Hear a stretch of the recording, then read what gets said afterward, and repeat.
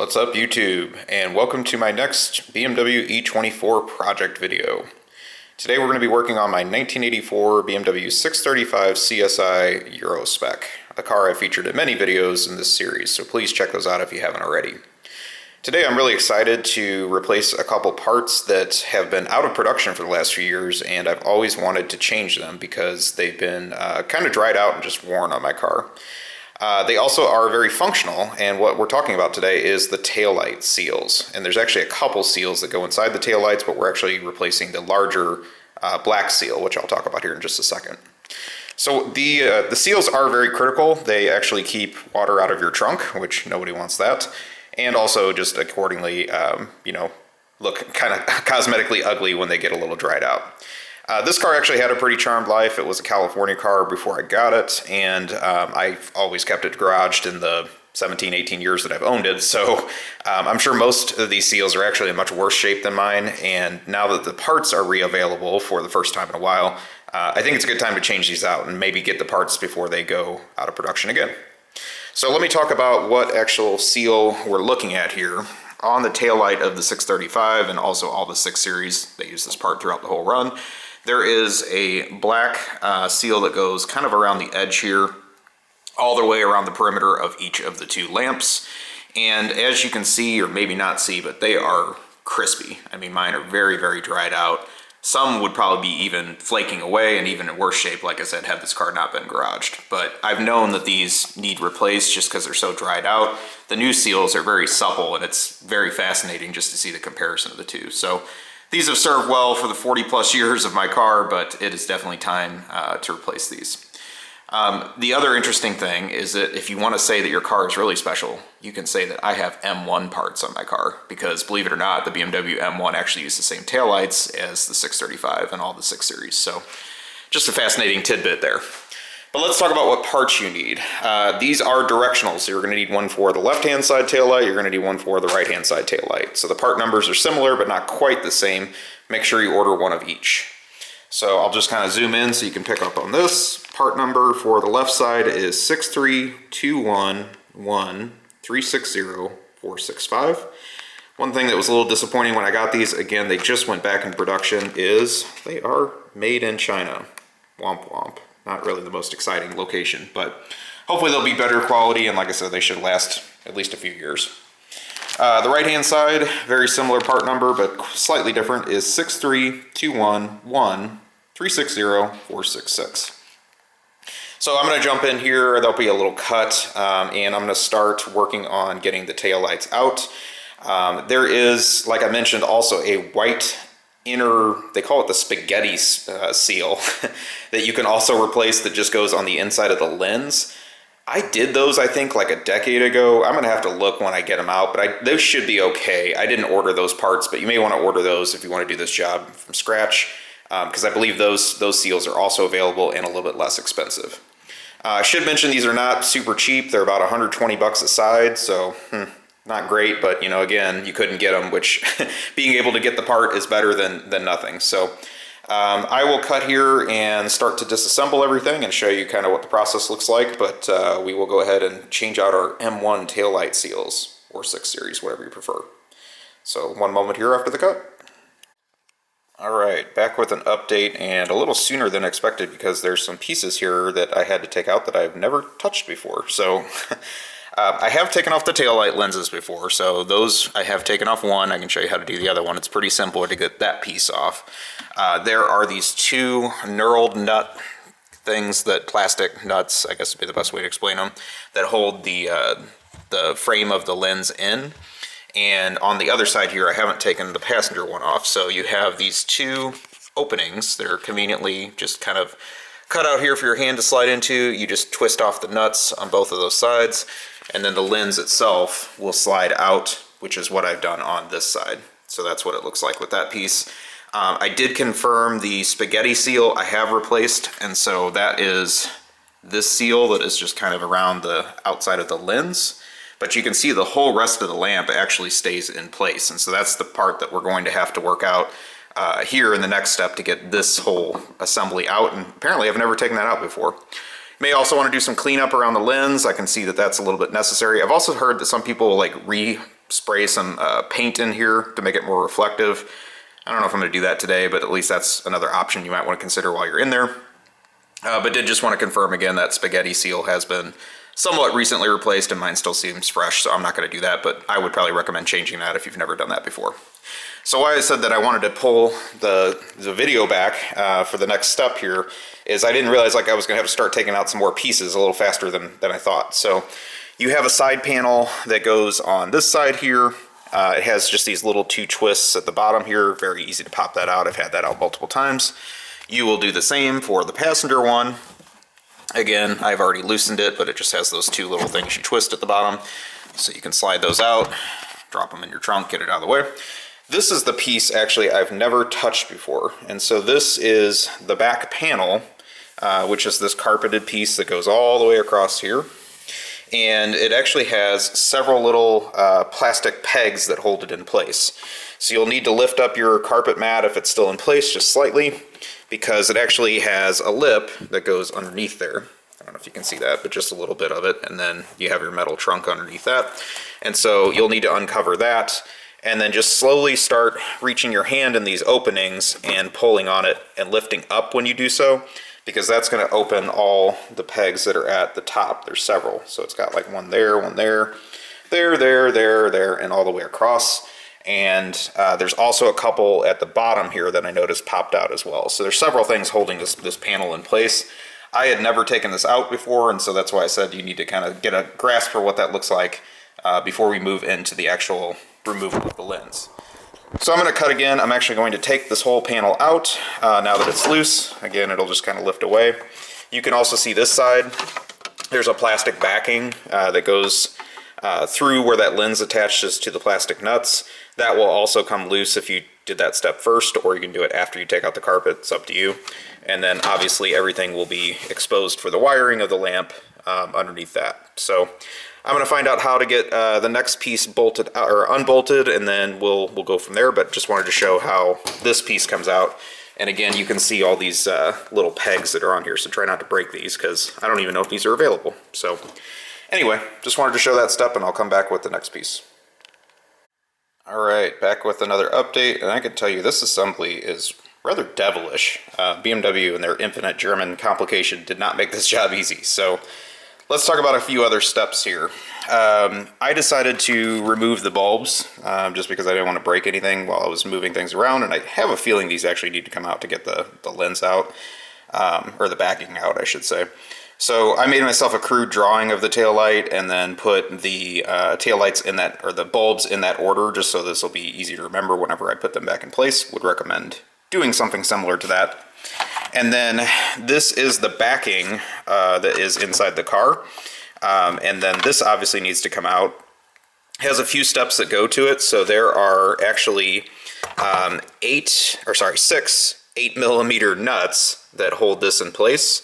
And they go through each corner of it. So one there, one in the center here, one on the bottom here that's kind of hard to get to, one in the top corner, middle center, and then one over here. So remove those. What I found was apparently somebody's been in here before because one of mine was missing, and then another one, the whole bolt came out with it. So I have to put that one back in place. I think I used a little bit too aggressive of a turn getting that one loose. But either way, I'll get that back in place. There is one electrical plug that goes to this right here. Pretty simple. That plugs in right here. No major issues with that. Because my car was federalized and converted for US use, they installed these side marker lights that were not factory, and so those were drilled into the rear fender of my car, unfortunately, and they had to get power to those lights. So what they did was they ran a tap, and there were 2 taps that I had to unplug on my car that ran into that to power those, feeding off of these. So most likely your car won't have that, but just calling it out in case you happen to have a federalized car and they did some hacking back in the day. Probably why I'm missing one of those one of those connections there. So anyways, this part came off. It slid, backward into the trunk, and I was able to remove this. However, we're still not done. That still doesn't free up everything. So now on the outside of the car, we have literally just a frame, your nice trim frame here, and then that seal that we're trying to get to is behind that. I've just done some light tugging on this and it's like barely moving at all. Like it's really, really on there. So I'm gonna take a little bit more of a look at it before I do that step and really pull this away from the car because I don't want to damage anything. I'm sure this is unavailable and probably mega expensive even if it was. So again, working through that piece, but I wanted to show you how the inner part comes out. And I have a feeling all that has to happen to get this loose. Maybe I'm missing something simple here, but either way, if you want to know how the whole assembly comes out, that's how it comes out. And now we have a nice open space here. So give me some time to get this out, and then we can see our offending seal is what's hanging it on for dear life at this point. I don't think there's anything else screwed in place. So give me a little time to coax that in. I might get some plastic tools out just to pry against this. I don't want to scratch anything, of course. And we'll work that out and then hopefully have an update once I've got it off the car. So a little bit like complex. This is not a 5-minute job by any means. Plan to spend some time on this. So just wanted to give you that update here, and we'll cut for just another moment. Okay, another quick update. So yes, plastic tool, pry tool is what you want to use for sure. This was a lifesaver. Pulling it with your hands, I mean, it did not want to budge. This thing was very, very on there. So this is the frame, obviously sits all the way through there, and you can see our seal is just kind of shot. The inner bits of the seal actually are a little bit soft, the part that didn't touch any atmosphere, but yeah, on the edges here it's completely crispy and just destroyed. But even with the plastic tool, I had to pry all the way around the whole seal just to get it to break loose. It is very, very on there. So I'll be doing some cleanup here just before I go ahead and install the new one. But I wanted to give you a look of what it looks like completely removed. And wow, this is a very complex setup. I don't think I've ever seen something like this on a car before. I've removed a lot of taillight lenses in my day, but outer frame, inner frame, plastic backing, lens, multiple seals. They had a lot going on with this. So I'm just kind of taking a moment here and being impressed. But we got it out. I think the old seal hopefully will come off. Just seeing how pliable that is. Yeah, I may have to do some prying to get the old one off. I'm hoping it'll come off pretty intact so I don't have to do a lot of cleanup. But then we'll work the new seal on and give an update on kind of what that looks like with there. So I'll be doing some cleaning here on the next step, and I'll come back once we get it back to that next piece. Alright, so we have one of the new seals installed on the frame. They are reasonably easy to get on. What I want to call out, I'll show you on the old one here, it's probably a little easier to see, is that there are channels on the top and bottom of it. So you can kind of see the little notches there, and you'll use that to feed in just how it fits here on the actual frame. So it just kind of slides on there. And we'll make a nice seal on there. Again, once pressure's added, it'll tighten up. This is much more pliable than the old one was. It was pretty amazing. The inner parts of the seal on the old one were actually doing their job pretty well. They were still soft. That's not too bad. But yeah, the outer part was incredibly hard, and that's why it was so hard to get this off of the frame, and it was so stuck to the car. Especially this edge here that you can see got a lot of weather to it. One downside with my new seals, and I wish I'd caught this before I took it out of the package, is that one of mine came damaged. Yay! So there's actually a little tear right here in the corner separating this from the top part. I frankly don't want to wait to send this back, deal with the hassle of returning it, and then getting another one, but would recommend checking out your new China seals and making sure that they're in good shape before you put them on the car or even take them out of the package. The other one looks totally fine in the bag, so I don't see any problems with the right-hand side. So I'm going to make a stop, get some rubber cement, and seal this to the top and bottom. I think once it's pushed onto the car, because it's pressure sealed onto the car, it will form a watertight seal with some rubber cement and everything like that. But unfortunately, that's a shame that a brand new part is damaged out of the bag, but otherwise it's ready to go. So this part was pretty easy. Like I say, getting the old seal off came off pretty clean. Your mileage may vary on that, just depending on the age of your seal and the weathering that your car has had. But didn't have to scrape any additional material off, thankfully, to get the frame clear, ready to go. So just did a little cleaning of the frame itself, put the new seal on. It slipped right on, with the exception of this issue on the corner, and we'll repair that and then start to work this back onto the car. So I'll share an update once we've got that in place.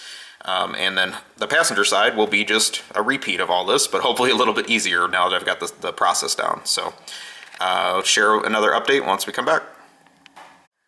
All right, so just a quick update here. I have put the frame back into place. I decided to go ahead and patch that little rip in the seal that unfortunately the new one came with. Super glue actually worked really well and it bonded nicely, and I don't think you'll ever be able to tell, and it's actually on this inner piece here, so it's not going to show on the outside of the car, which is good. But now we're at the mission creep portion of this episode. So again, that was really all I planned to do, was change out those seals. And then I got thinking about the inner lens and the reflectors on this, and started looking at what some of the other owners have done. As you can see, like, it's really weird. Like, the factory reflective coating, I guess, flakes off over time, and then it actually ends up being black on the outside of it, or just like portions of black and then reflective coating. And that's not really helpful for your lights to be visible at night. So I decided what I want to do is spray paint the inside of this with a reflective coating to brighten up the taillights.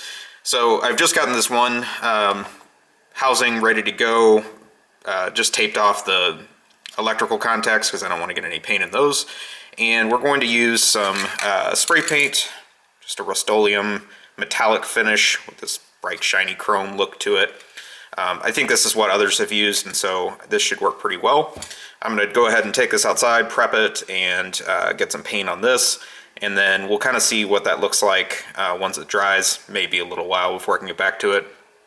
And hopefully we'll help the light bulbs be a lot brighter at night. So knowing that the 6 series kind of has a weak point with that, I'm sure it couldn't hurt to do this job. So I think I'll do that to this side, see how it works out, and then if that's a good effect, I'll do the same to the passenger side as well once I get to that. So this project is now going to be multi-days, it looks like, and we'll go from there, but just thought I would share that part.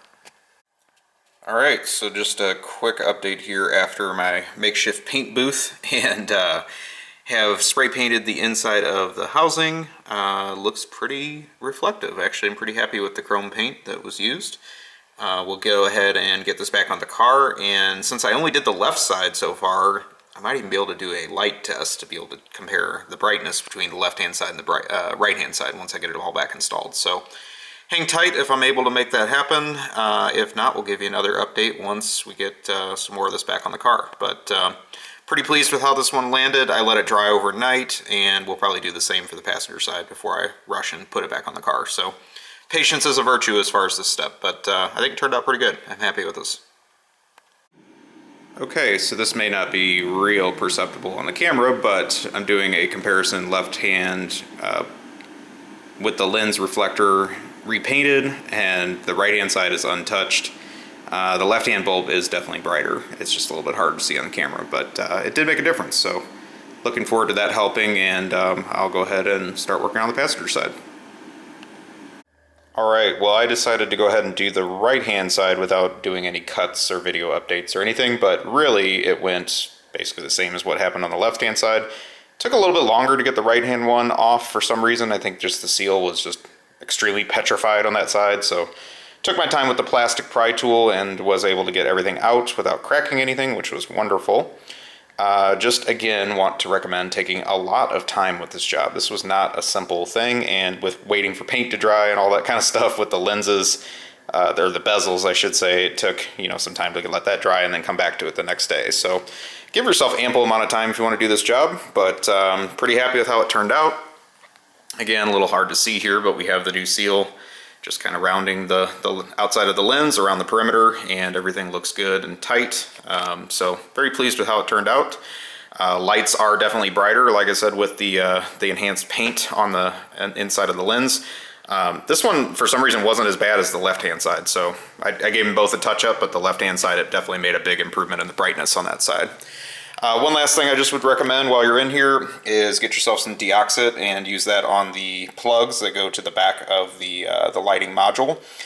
Just definitely helps with old connections and giving them a little bit of a refresh as well. So just good to hit that with the spritz. Really all I have left to do is reinstall the side panels on both sides, pop those back into place, and then the large panel that goes on the backhand side here, and this will be ready to be sealed up and back to hit the road. So definitely recommend this job. I think that probably most of these seals are well in shop by this point in time, if you haven't changed them already.